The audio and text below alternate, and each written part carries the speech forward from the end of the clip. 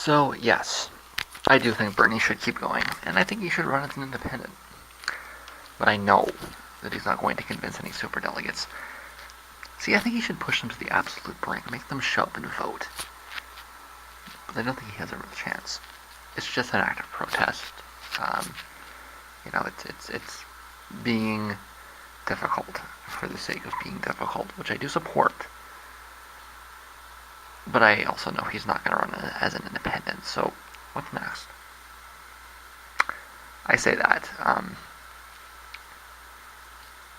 I think everything he's done up to this point is to facilitate it, but it's a tactic, right? He has to make the threat believable. And if the DNC gets really hard-headed, but it'd have to. The DNC would have to really play this very poorly to get him to do that, right? He has broadcast that's unlikely, right? Even though, like I say, everything he's done up to this point is to facilitate it. I think the first thing that leftists and progressives, or whatever else you want to call us, need to do is start asking Hillary some questions. She says she wants to represent the left. She wants to represent Sanders voters. So she's going to have to start explaining how she reflects ideas that exist on the left. And this is the very soft left. These aren't crazy left-wing ideas. They're, the center of most political spectrums in most places in the world. So what we should do is we should ask Hillary questions every time we see her. Questions like this. Mrs. Clinton, or Secretary Clinton, when do you plan to table legislation for single-payer health care? And then watch her, buckle. But hey, she wants to represent, leftists. She wants Bernie's supporters to vote for her. She wants unity, so obviously she must have plans to introduce a single-payer health care, right? Here's another question that she might have some difficulty with if you were to ask her. In public and at a press conference where lots of people are there to hear it. Given that you don't support taxes on Wall Street, Secretary, how do you expect to fund an opening of tuition at public universities and colleges? That's a really specific one, because that was her line of attack was that, well, how are you going to pay for this? Well, it's because his plan to pay for it is obviously, not acceptable, so therefore there isn't one.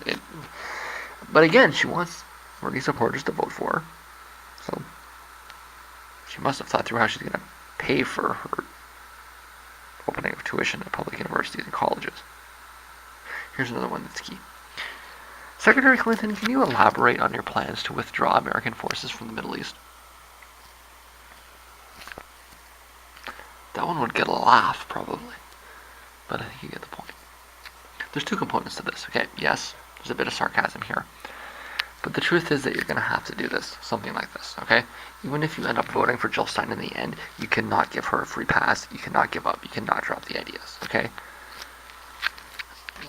But how do you find a non-confrontational way to demonstrate that there are differences that you can't gloss over? This is one way to do it, okay? If you just let her loose, she's going to immediately bolt back to the center right where she's most comfortable. So you have to keep constant pressure on her to hold to whatever concessions you can get out of her and constantly be pushing for more. The unity, tripe, and it is tripe, the Democratic Party is going to want to push is going to get you nowhere besides, Obama Part 2, which is, more neocon, neoliberal trash, right? In the end, if she decides she wants to run on the right, you should force her to broadcast it. And you should force her to acknowledge the divisions that is going to cause.